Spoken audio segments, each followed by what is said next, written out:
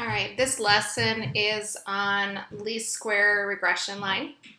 So these data points, d sub 1, d sub 2, d sub 3, and d sub 4 are ordered pairs on a scatter diagram. And what you're doing is you're finding the difference squared from the line of best fit and then adding up those differences. And that's what least square regression line is.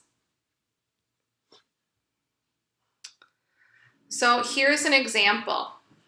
The annual income and average weekly grocery bill for a selection of families is shown below in the data table.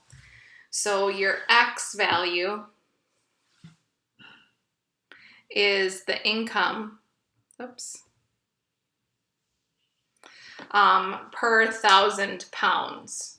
So this first data point of 55 represents 55,000 pounds. Now, we are in an IB world school, so if you think about, that's not dollars, it's per pounds, 1,000 pounds. Y value is your grocery bill, how much it costs. So it's 120 pounds. So then you go out and graph those set of ordered pairs on your scatter diagram. You want to label your x-axis, income, and then put the unit of measure, 1,000 pounds, your y-axis, which is grocery bill, and then again, the unit of measure is pounds. Notice that each of these vertical axis lines are 10 units apart, and then the y-axes are 50 units apart. And then you would graph your ordered pairs. So I'm just going to show you one of them. So here is the ordered pair 55 and then 120 pounds. And you'd graph all of these ordered pairs.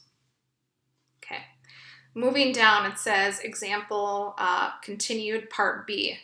Use technology. What they're saying when using technology is a graphing calculator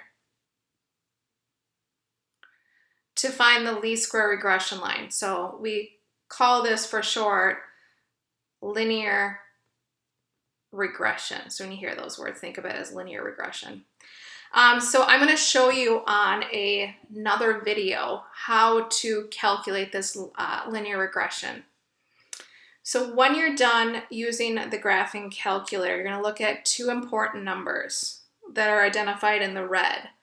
So if you think of y equals mx plus b, this is what you think about in Algebra 2 as your slope-intercept form. The m is your slope and the b is your y-intercept. When we are in our course, ours is going to look a little different. It's going to be ax plus b. So when we look at the graphing calculator, the a value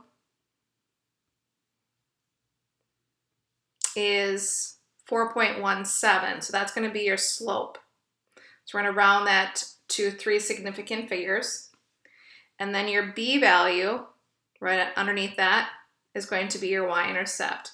So when we use the graphing calculator, our equation is going to be approximately 4.18x minus 56.7. So if we go back to here, that is that approximate line of best fit equation. So that's what that line looks like, approximately a slope of 4 and a y-intercept of negative 56.7.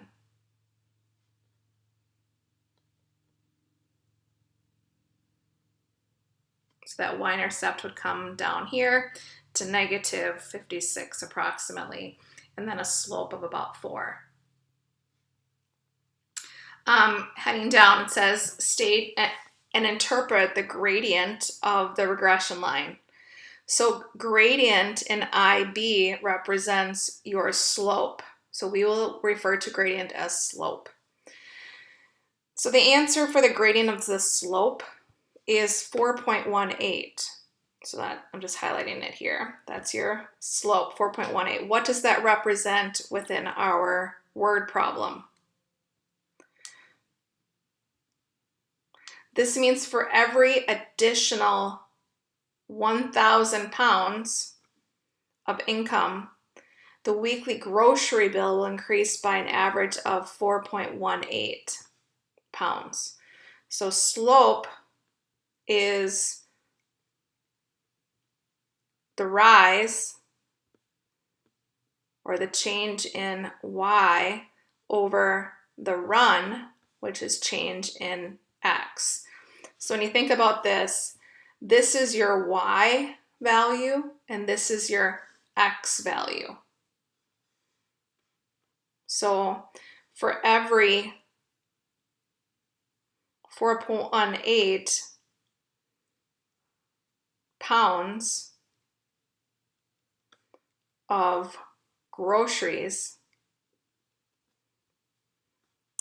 there'll be one which represents 1,000 pounds of income. Okay, moving down. Part D, estimate the weekly grocery bill for a family with an annual income of 95,000 pounds.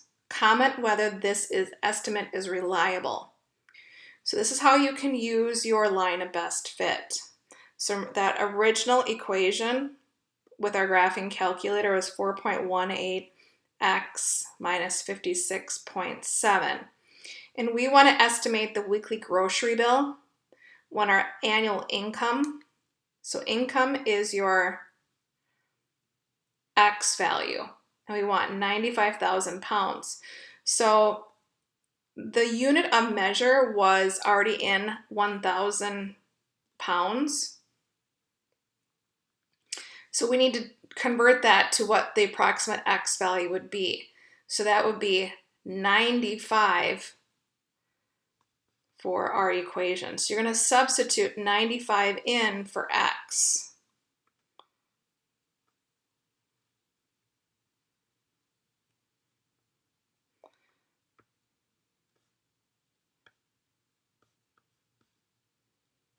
And then simplify that Y value and you get 340.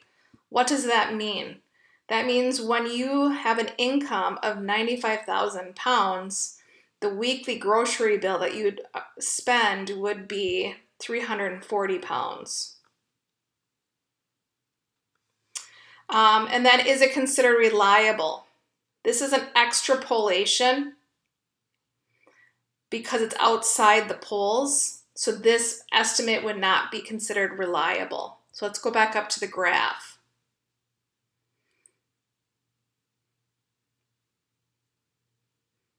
I'm just going to erase this here. Okay, so this is the lower bound poll and this is the upper bound poll. You can only make predictions between those set of data points. Where we were going with it is out here at 95. So this is at 95 pounds. So that's above that poll. So it's considered an extrapolation.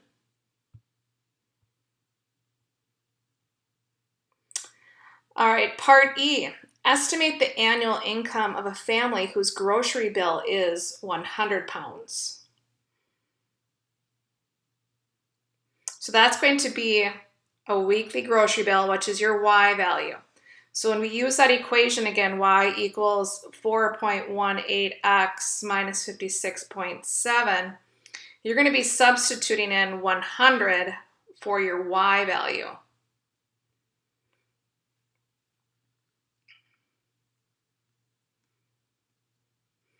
And then what we're going to do is we're going to be solving this equation for x. So we're going to add 56.7 to both sides, which will be 156.7 equaling 4.18x. And then we're going to divide both sides by 4.18.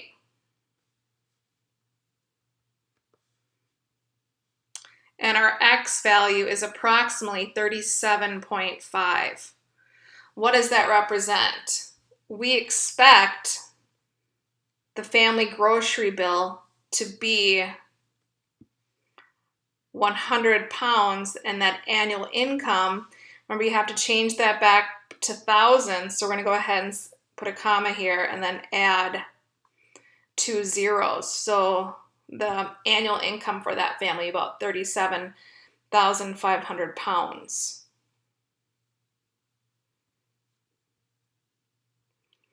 And then it says estimate whether that part D and E are reliable. Well, we already talked about D is not reliable because it's outside the poles. This is an extrapolation, so it's not reliable.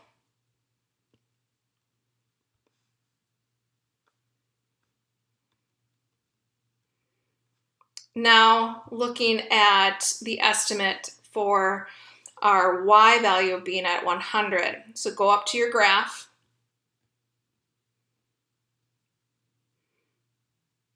Here is the Y value, and it's going to be inside those poles. This is considered interpolation. It's within this data set. So this prediction or estimate is a reliable data point.